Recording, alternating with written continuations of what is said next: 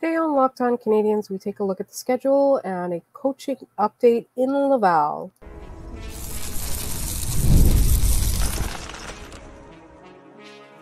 You're Locked On Canadiens, your daily podcast on the Montreal Canadiens, part of the Locked On Podcast Network, your team every day. Hi there, everyone, and welcome to episode 1005 of Locked On Canadiens. As always, we thank you for making us your first listen of the day as part of the Locked On Podcast Network, where you get your team every single day. And today's episode is brought to you by Gametime. Download the Gametime app, create an account, and use code LOCKEDONNHL for $20 off your first purchase. Terms apply. My name is Laura Sab, also known as The Active Stick, and I'm joined as always. Well, I'm not joined as always. Oh my God, it's such a habit of saying that. I'm not joined as always by the wonderful Scott Matla. He's got the night off. He's been covering so much for me lately as I was away. And then I don't know if you can tell from my voice, but I've had COVID. I came back with COVID. So I haven't really been able to be on the show, but I'm so excited to be here today to kind of do a solo episode, and then we'll be back together tomorrow, and also tomorrow, or rather tonight, right when you're listening to this, we will unveil who our new co-host is going to be. As if you listen to our live episode on Saturday, whether you listen to it live or caught it later, you will know that Scott is leaving the show, but we've got a really awesome co-host lined up. I'll still be around. And this new co-host, there will be a new era of Locked On Canadiens, and we're very excited to present to you not just who the co-host is, but the kinds of stuff that we're going to be doing, whether there's going to be changes, what we're keeping, and that's all coming in a special announcement tomorrow. In the meantime, if you want to voice your displeasure about Scott leaving, please direct it at Scott Matla's Twitter account. I'm actually devastated about that. I do seem pretty chill about it right now. I'm quite devastated. However, I am really, really excited to work with our new co-host. And I always said, if you're a longtime listener, you'll know I always said that I would leave when Scott left. But because I'm so excited to work with this person, I will be staying on a little bit longer. So there will be some familiarity on the show. There will be some continuity, I should say, on the show, but we will always be your Locked On Canadiens. We will always be doing the game recaps. We'll always be doing that draft content. We'll be bringing on those experts. We will stay Locked On Canadiens. We'll just go in an exciting new direction sometimes, and we'll have some fun new content. So stay tuned for that. There will be a special video announcement. And then don't forget, mailbag episode is tomorrow or Friday. By the time you're listening to this, it will be tomorrow. Send us your mailbag questions at lockedoncanadiens@gmail.com, or you can leave them in the YouTube comments. Just put MBQ or mailbag question at the beginning, or you can also tweet or DM us on Twitter. Please ask your mailbag questions, because we're really excited to do a mailbag episode for you. It's like one of the last few that Scott gets to do, so really, really make it count, guys. Also, we will have some draft experts to break down the draft and talk a lot about it. I'm still on a high from that. I don't know about you guys, Ivan Demidov, but real quick, I do want to talk about the Laval Rocket very, very quick before we move on to the schedule. Daniel Jacob is back in the fold. So he was a Laval Rocket coach under Joël Bouchard. He left for San Diego at that time. But prior to that, he worked with Joël Bouchard at the Armada. But here's the curious thing. Like, this is the thing to me that really sticks out about it, other than anything else, is that the Canadiens hired an assistant coach for the Laval Rocket without actually having a head coach for the Laval Rocket. And that gives me pause a little bit, just because it's not unheard of for the Canadiens or for any hockey organization to want a specific person, a specific hockey mind, to be either in the front office staff or on the coaching staff or in development, et cetera, et cetera. Like, this is not unheard of. But generally, they decide on who the head coach is going to be because they will have a vision based on who they want to hire or who they have conversations with and decide is the successful candidate. And this seems a little, I don't know, to me. There must have been something in the way that he dealt with the players that they really, really liked, because it did seem for a while he just went hand in hand with Joël Bouchard, right? So this is unusual. I do not think that that's their next move, is to bring Joël Bouchard back. Like, I don't think this is something that's being done in preparation for that, right? It's just, to me, it's a little curious because they must have a vision themselves and then are like now trying to pluck staff into it. Also, this guy has been an assistant coach for a very, very, very, very long time. Some might say, it would be time for him to have the conversations about a head coaching position, and he's not necessarily getting one. So, like, that's why my theory on this is that there's something specific in his handling of players or strategy in the game or whatever. Maybe he's a power play specialist. I don't know. There must be something in there that they really like and they want to have, even though he might not necessarily be a specific, like a hire that they want. It's a specific skill set or mannerism or something. Because I really thought it was interesting. And also at the time that Joel Bouchard left, we praised him a lot throughout the years that he was here. He turned the Laval Rocket around. He squeezed drops of success out of them, and we really thought that he did an amazing job with the players. But then after he left, we started hearing a little bit about how he was kind of Mike Babcock-like in the locker room. Maybe not in the exact same way. And I've always really liked Joel Bouchard, just as a person, like even in the media and when he was a media member, and then the way that he dealt with the media, like I always enjoyed him. But there were just some rumblings about an unhappy locker room, and we were never able to confirm that on the record, right? But like, I'm sure you heard that it was like in all the conversations, it's just like nobody was able to get anyone on the record, report on it accurately with facts, etc., etc. It's just something that you hear a lot. So like, that's why I have another question mark on this. Obviously the Canadiens had been planning to move forward with JFU, and then that, they decided to go their separate ways, mutually parted. And then, with Alex Burrows, when they were talking about Alex Burrows no longer being an assistant coach in Montreal, we wondered if he was going to be in Laval, and then turned out he was going to join the development team, which is a much better fit for him, I think. Like, I feel like the fact that the time that he spent in Laval and the time that he spent in Montreal really gave the Montreal Canadiens a chance to really understand what he brings. And maybe power play strategy is not it. But obviously there's something that he is able to do and bring out of young players. I know Scott talked about coaching changes in the previous episode, so I won't harp on that. It's just like, for me, this Laval Rocket news is just very, very curious. Like I said, it's not unheard of. It happens. It just, to me, I just wonder what the Canadiens want with Laval at this point. Like, what do they want to do? What are they trying to do? Where are they trying to go for? And I don't think this is a bad move. I just find it interesting. And obviously, Scott covered the Laval Rocket for a very, very long time, and he's quite familiar with Daniel Jacobs. So we will talk a little bit about his instant reaction to this, or his immediate reaction to this, on the show tomorrow. And don't forget, tomorrow's the mailbag episode. I'm constantly going to say this because mailbag is one of Scott's favorite things to do. We're not taking it away when Scott leaves, but I want him to get as much mailbag as possible before he does go. And for those of you who did miss those episodes, it will be he will be here through July, and then my new co-host will start in early August, and I will be here the whole time. And like I said, Locked On Canadiens is not going away. We're not fundamentally changing. We're always going to stay the same show. We're just going to have a fresh voice, fresh ideas. I'm very excited. I hope you are too, because this is a chance for us to bring in more diverse perspectives, and just, do different things. But if you have paid attention lately, I think you'll kind of guess who it might be. Actually, tell us who you think it might be before we announce it on Thursday evening.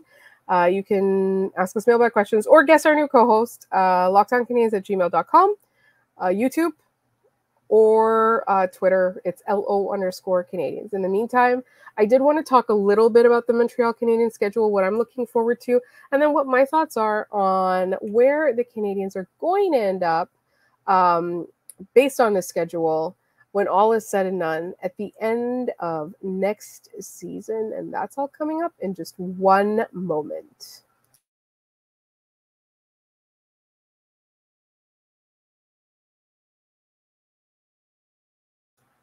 But first, today's episode is brought to you by Gametime. What is Gametime? Gametime just takes all of the stress out of buying tickets. If you want to buy tickets to Major League Baseball, it's the summer. There's still sports going on.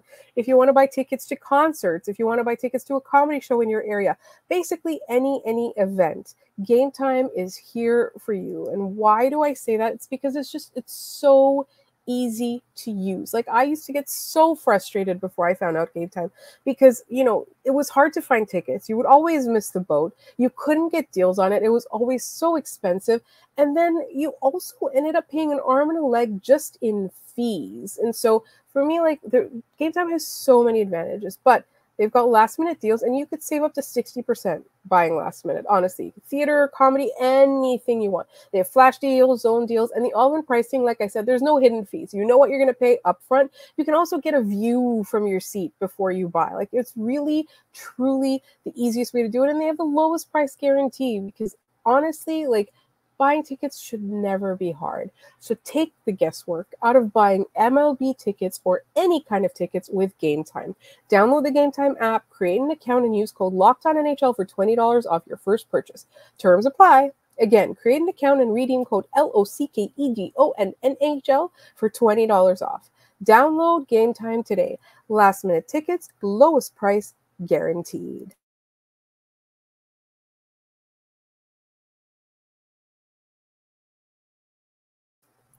All right. As I mentioned off the top, don't forget that tomorrow's our mailbag. I know I keep saying this. Just don't forget your mailbag questions. We want lots of mailbag questions. We can have multiple mailbag episodes if you want. All right. So we didn't really get a chance to talk about the schedule. I honestly, when I first saw that the Canadiens were opening at home, I was so excited. Against Toronto, it's tradition. I was so excited. And then Scott pointed out to me that they have a back-to-back with their two biggest rivals, and there's travel in between. So not only do the Montreal Canadiens, like, they used to have to go on the road and open for all these teams, like whether it's Toronto, Carolina, Ottawa, whatever. And then now they kind of took that away, but they still have to go to Boston and open Boston. And so, like, that to me already, and then I want to say it was the Gazette that counted 15 back-to-backs. Which is not the most we've seen for the Montreal Canadiens, but it still is not super, super pleasant. I also really like how we have an idea of what makes a marquee game or like a can't-miss game, and then the NHL has an idea of what makes a can't-miss game. So obviously for me, all the games I highlight, all the games that I don't want to miss are obviously the ones against Toronto, against Boston, and then against any kind of team that I like watching play. Like, for example, I love what Nashville has done in their off-season, right? I want to see if it pays off. So for me, like, Nashville coming to town, that's an exciting matchup, a marquee game, right? Whereas I don't really care about a team like Pittsburgh currently because they don't really have that much effect right now on the Montreal Canadiens. But the NHL likes to highlight that because it's one of their first, it's the first Canadiens game that's on like the Amazon platform or whatever. And so it's really more of a marketing gimmick, but that is a Monday night game. So like these games that are going to be on the Amazon platform, they're the Monday night special games. And there aren't that many, thankfully, because I do like we are used to it in this market, a Tuesday, Thursday, Saturday schedule with the odd Sunday game, the odd Friday game. You know, there's sometimes back-to-back, the odd Wednesday or Monday game. But I truly think that, like, for me, like, it works, right? Like that Tuesday,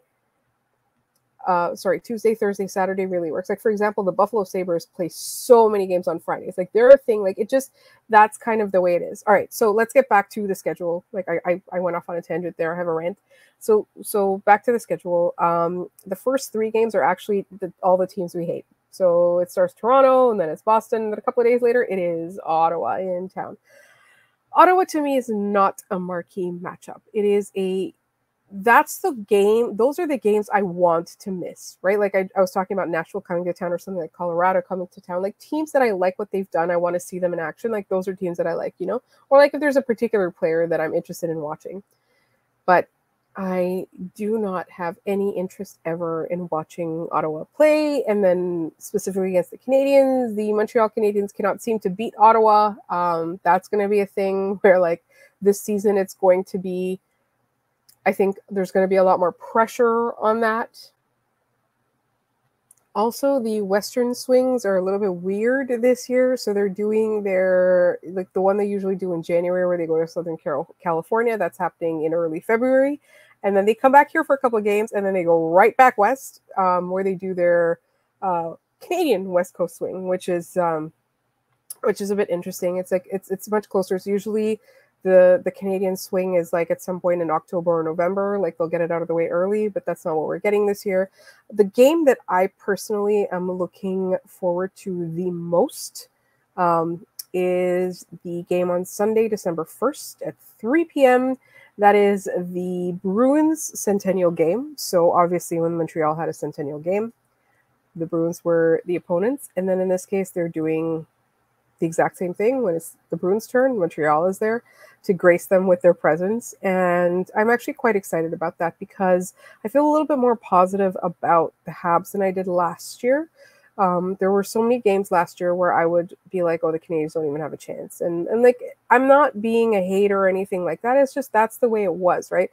They're in a rebuild. There were so many injuries, et cetera, et cetera. But this year, I'm really hoping that with Kirby Dach hopefully being back and being healthy, and the young players that are really jostling for positioning and a spot in the Canadiens' future at all, I really think that there's going to be an opportunity for the Habs to be a little bit better. I am going to talk about this a little bit later in the next segment, but I do see it, like I don't see the games against Boston as being like hopeless and immediate losses right away. So I did kind of want to like turn my attention to like let's say the end of the season. So let's say the April part. So the season ends on April 18 against Carolina. And this is all of April. So let's say the Canadiens are sort of in a wild card spot or challenging for a wild card spot, right?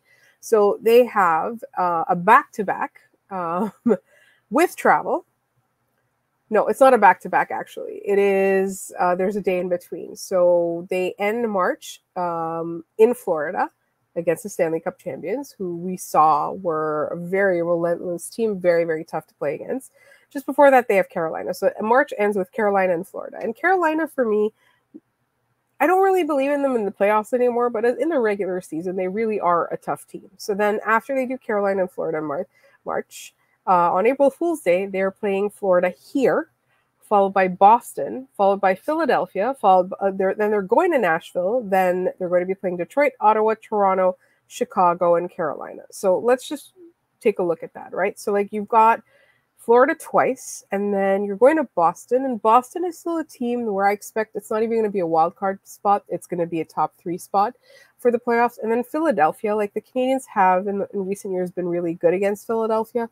I don't want to I don't want to think of this game as an easy win, but I do think it's a game that the Canadiens have a possibility of winning. Then they're going to go to Nashville, and with all the additions Nashville made this offseason, I really truly feel that they're going to be good.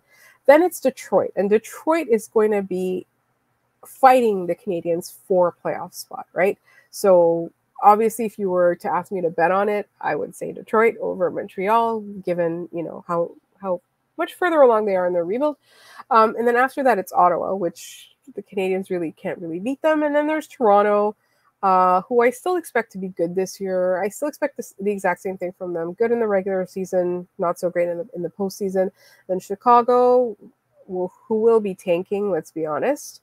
And then Carolina, another tough team to play against. So like really the Montreal Canadiens, like the end of their season is quite tough from my perspective. Like that's kind of how it looks. So like to me, that's the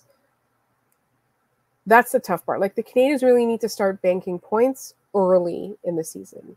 And I've rambled on a little bit about that, but I do want to get a little bit more into the nitty-gritty and think about where the Canadiens are going to end up in the standings, kind of based on the schedule. And that's coming up in just one moment here on Locked On Canadiens.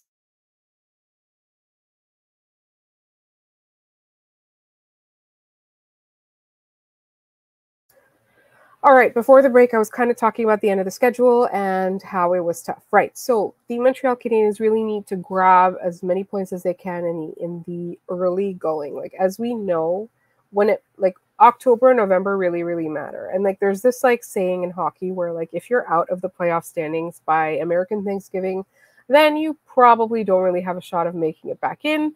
It generally holds true. There's obviously the every year there's a couple of teams that aren't in that scenario, but let's say about 80% of the time it generally holds true. So I don't necessarily think the Montreal Canadiens are going to make the playoffs.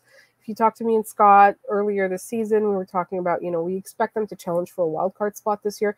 That is our expectation. They need to take a step forward, right? Particularly with injuries coming back or injured players coming back. Particularly also with players who like really couldn't make it happen last season, like somebody like Josh Anderson. Like either he needs to get back on track or the Canadiens will trade him. Depending on what the scenario is, right? We're expecting a lot more from the Canadiens. But where I find that it's going to be really, really important is early in the season. And like I said, the end of the season is quite tough. Like it's going to be a grind. But the beginning isn't so bad. Like, for example, after they have like their 3 rivals and they have that Pittsburgh game, they're going to play Los Angeles. And I'm really excited for them to play Los Angeles because for me, Los Angeles is a team that, they're not so great off season this season aside. They're a team that the Canadiens kind of can try to emulate a little bit in terms of having a really deep prospect pool and then slowly bringing them in.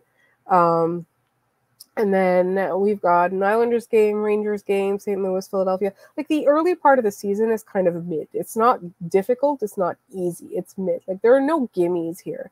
And then like I feel like they've got to before it hits December, the Montreal Canadiens need to do their absolute best not to give points away.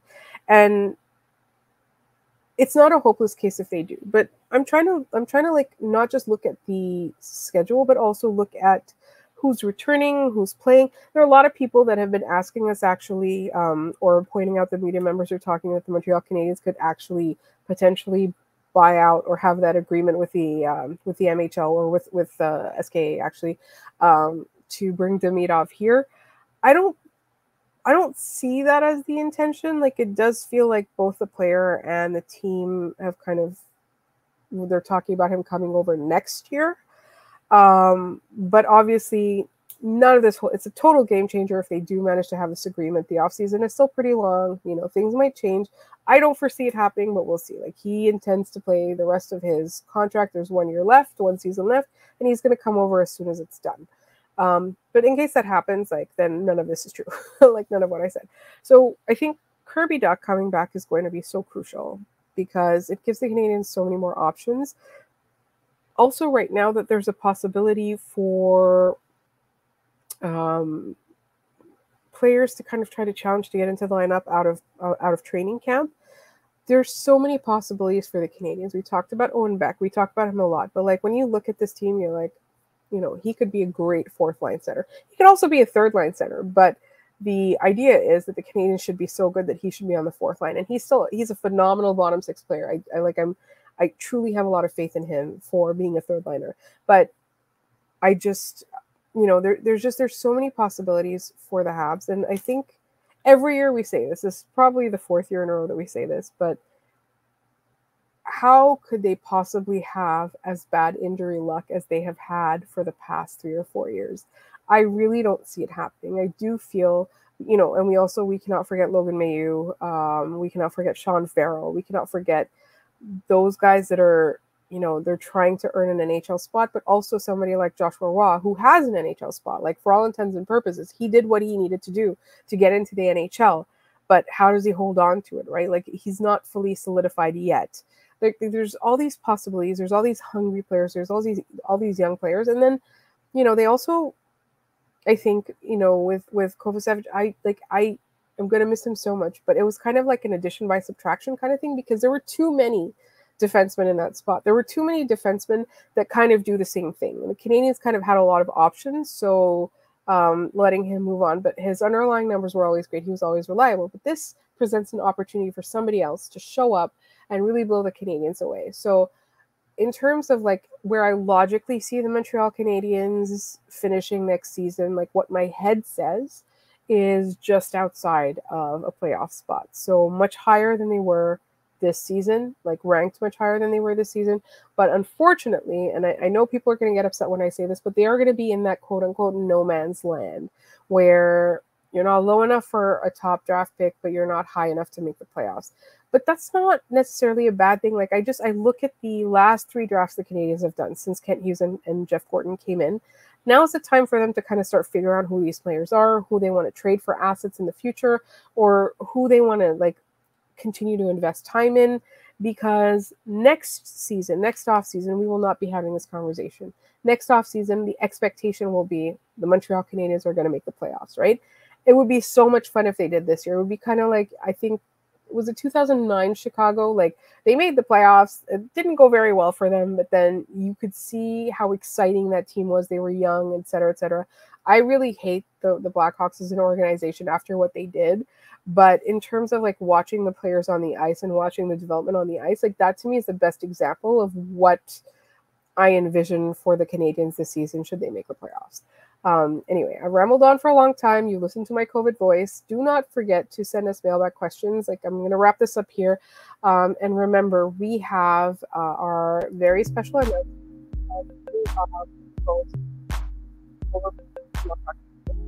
That's Thursday evening. And also we'll talk a little bit about the content, etc., of what we're going to be doing. But in the meantime, please do not forget to send us mailbag questions, lockedoncanadiens@gmail.com. You can leave them in the YouTube comments. Just put MBQ before the question or mailbag question, and then you can also tweet them at LO_Canadiens or send them to us via DM. Thank you so much for listening. We will be back tomorrow and with our new co-host.